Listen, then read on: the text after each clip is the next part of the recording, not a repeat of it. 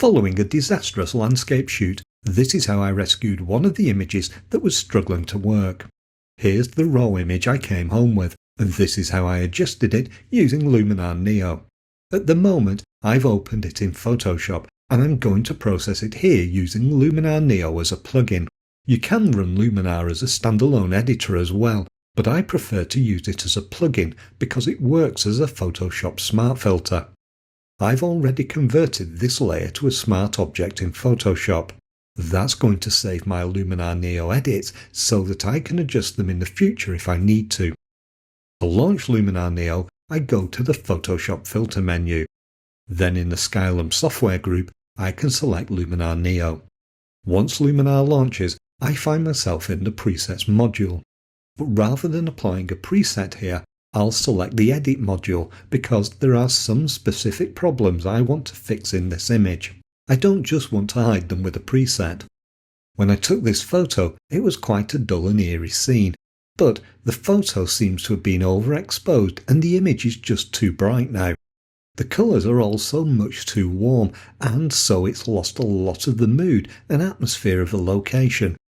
The only thing that's really been captured well is how wet, muddy and unpleasant the conditions were, so that's something else that I need to fix with Luminar Neo. I'll start with the Develop filter first, which contains a lot of the basic adjustment tools.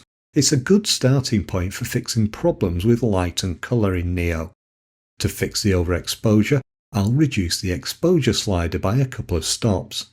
Then, to prevent the foreground from becoming clogged up and becoming a dark mess, I'll increase the shadows until I see the detail begin to return. Now we have a darker image, but we still have some detail in the foreground.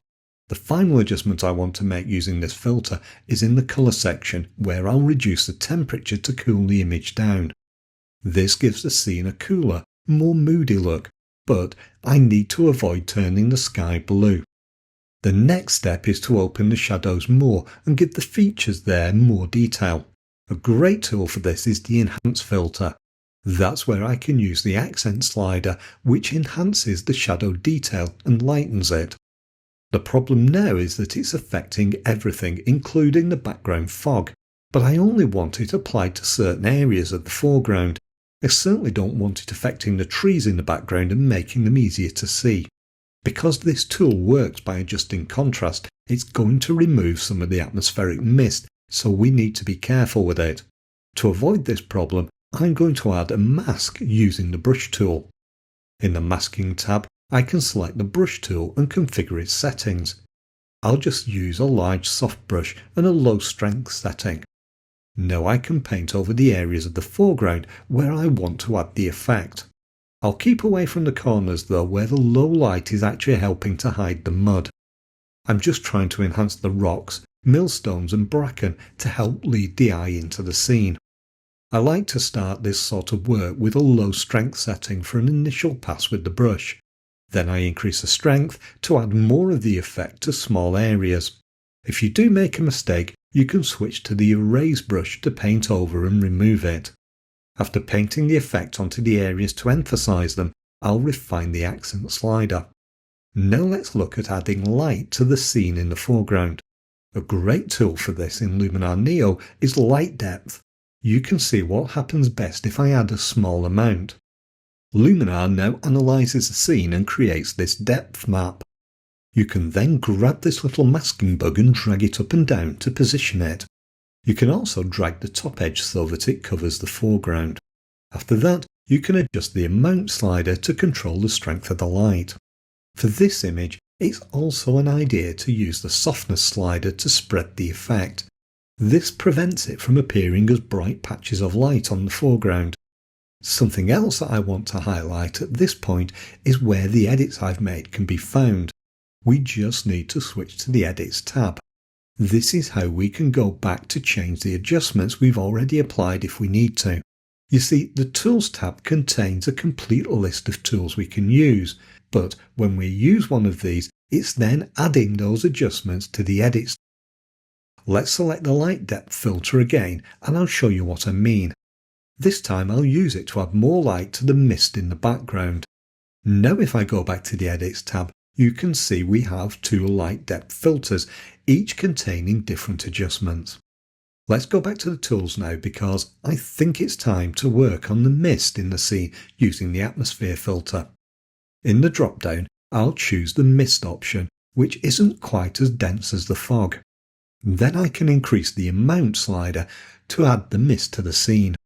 After that, I'll reduce the lightness because it's making the background in the image far too bright and distracting. The overall effect of the adjustments has brought everything together, but we need to fix some of the colours in the scene. In the Colours tool, I'll boost the vibrance to bring out the greens in the moss. Then I'll open the HSL section and use the adjustments there to change the hues, moving the orange and red to the left. That helps to separate the colours of the bracken from the moss. I'll then switch to the saturation controls. This time I'll add saturation to the orange in the bracken, followed by the greens in the moss. Now I could have boosted the yellow saturation, but that really doesn't help the colour contrast between the moss and bracken. Now for a finishing touch using the mystical filter. All I'll do is increase the amount slider. Now if you find this makes the shadows a little bit too dark when you use it, you can always increase the shadows control. I'm also going to use the colorize section controls to cool the image down further. Let's compare the image now with the starting image, and I'm sure you'll agree it looks much less like a photo of a muddy quarry. Let's apply these changes now and return to Photoshop. Once back in Photoshop, we can see that Luminar Neo has been added as a smart filter to the smart object. If I want to change any of the adjustments, I just double-click the smart filter to reopen Luminar Neo.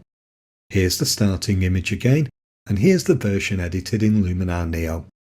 For more Luminar editing ideas, watch this video next. Thanks for watching, and I hope you've enjoyed today's demonstration. Don't forget to subscribe and visit my website for more guidance on photo editing. I'll see you soon for another video.